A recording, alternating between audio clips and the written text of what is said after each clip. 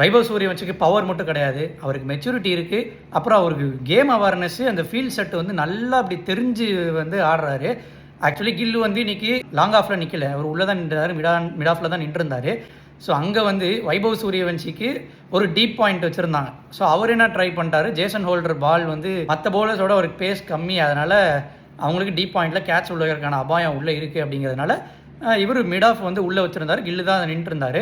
ஆனால் இவர் என்ன பண்ணிட்டாருன்னா, இவருக்கு வந்து கேம் அவேர்னஸ் யூஸ் பண்ணி அவரோட பவரை கம்ப்ளீட்லி ரிலை பண்ணி அந்த டென்னிஸ் ஷாட் ஒன்று ஆடினார். அடுத்த ஒரு பால் 6, அடுத்த பால் 4. இவருக்கு ஃபீல்டு எங்கே இருக்குது நல்லா தெரிஞ்சிருக்கு. அவருக்கு இன்டு த பாடி போட்டு வந்து ட்ரபிள் பண்ணியிருந்தாங்க. அப்புறம் குயிக்காக அடாப்ட் பண்ணார். அவருக்கு வந்து ஓகே இதுக்கு மேலே மிட் விக்கெட்டில் போனால் கஷ்டமாக இருக்கும்னு இன்னொரு 20 பால் ஸ்பேன்லேயே வந்து அவர் என்ன பண்ணிட்டாருன்னா, அதே பாலை வந்து சரி ஓகே கில் உள்ளே தான் நிற்கிறாருன்னு சொல்லிட்டு லாங் ஆஃப் மேலே தூக்கி அடிப்போம், அதே மாதிரி அந்த இன்டு த பாடி போட்ட பாலை நவுந்து போய் லாங் ஆஃபில் அடித்தார். So he just doesn't rely on power. அவருக்கு அந்த டேலண்ட் இருக்குது, அவருக்கு அந்த டெக்னிக் இருக்குது. ஆக்சுவலி லாஸ்ட் கேமில் கூட கமின்ஸ் வந்து அவுட் ஸ்மார்ட் பண்ணார்.